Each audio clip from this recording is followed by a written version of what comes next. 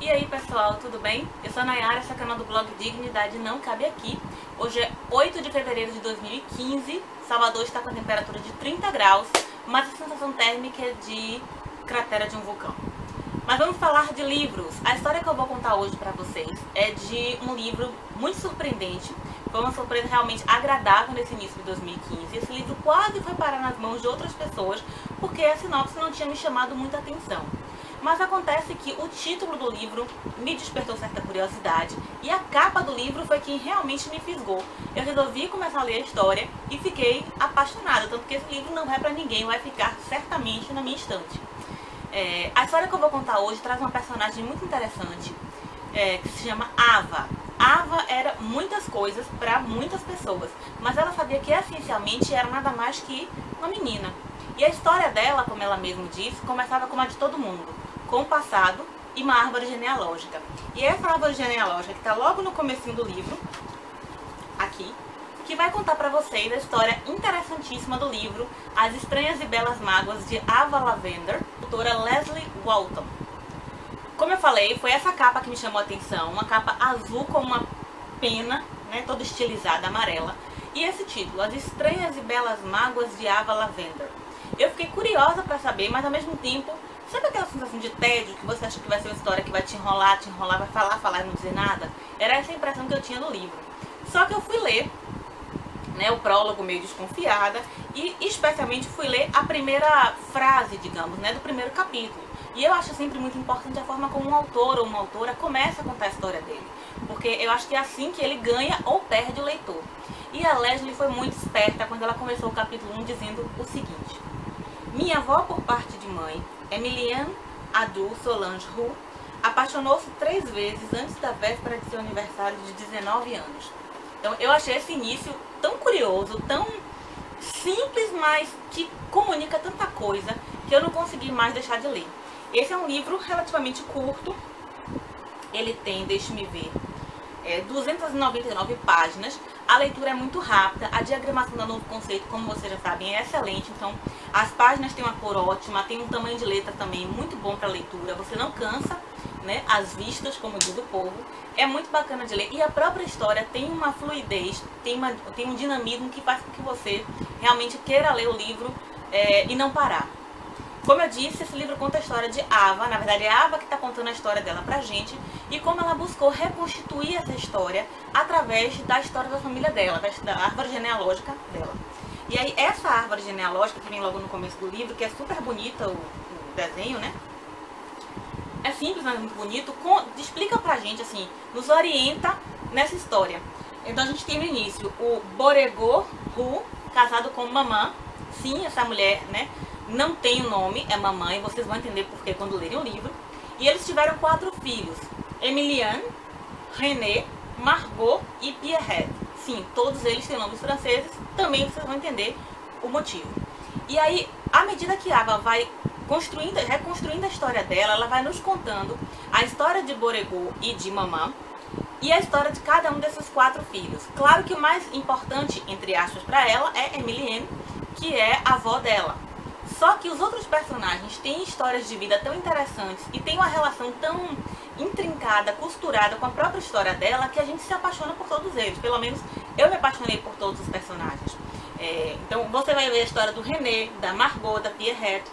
E aí a Emilienne vai ter Viviane como filha, Viviane Lavender, e Viviane por sua vez vai ter 2 filhos, Ava e Henry. A Ava é quem está contando a história pra gente. Eu tô falando coisas bem práticas para situar um pouco vocês do que é que esse livro trata, mas a história que a Lesley Walton conta é tão mais do que isso.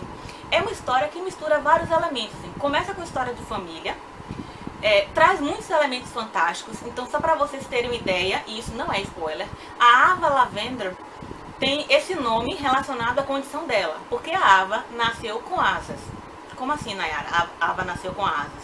É um livro sobre anjos? É um livro sobre seres mitológicos? É um livro sobrenatural? É um realismo fantástico? Eu sinceramente não sei classificar essa história da Lesley. Eu sei dizer que é uma história muito boa, uma história muito gostosa. Talvez caia naquele grupo de livros que eu falo sempre, que traz um elemento fantástico pra enredar a gente e depois dar aquela rasteira, sabe? Porque quando você se dá conta, você já está completamente encantado pela história. E esse elemento das asas da Ava vai entrando sutilmente, sorrateiramente pela história, outros elementos fantásticos, porque o fantástico é o que cerca a história dos Who, que é a família da Ava, e você vai lendo, isso vai se tornando tão natural na história que em dado momento você deixa de achar que é estranho e você começa a achar que simplesmente faz parte.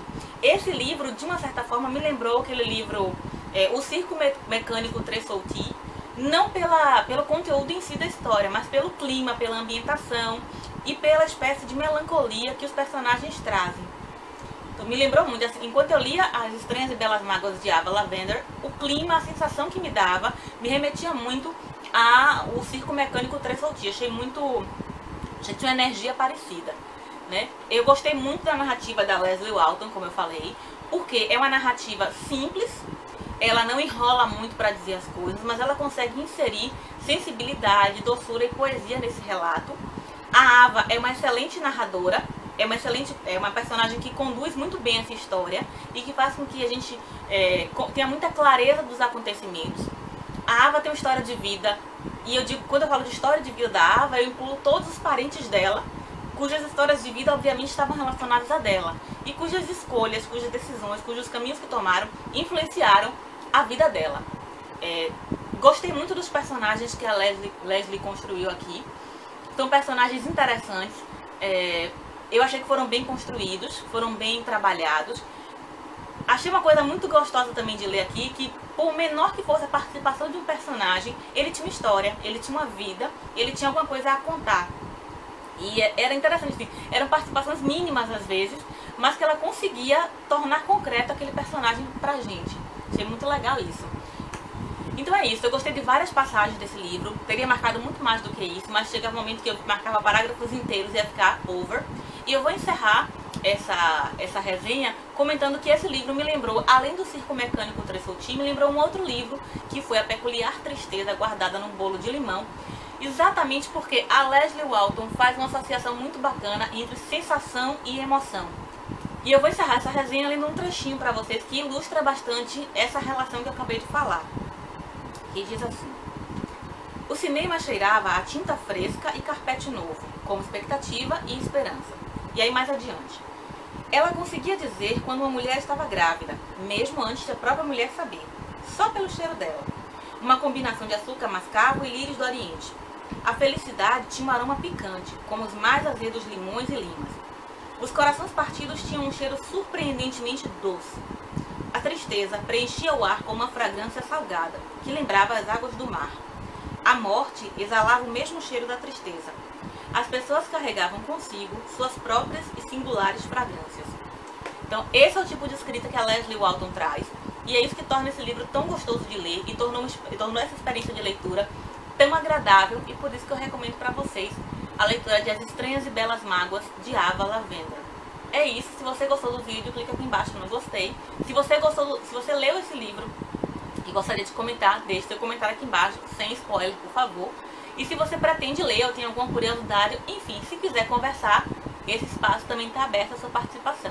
Um beijo e até mais. Tchau!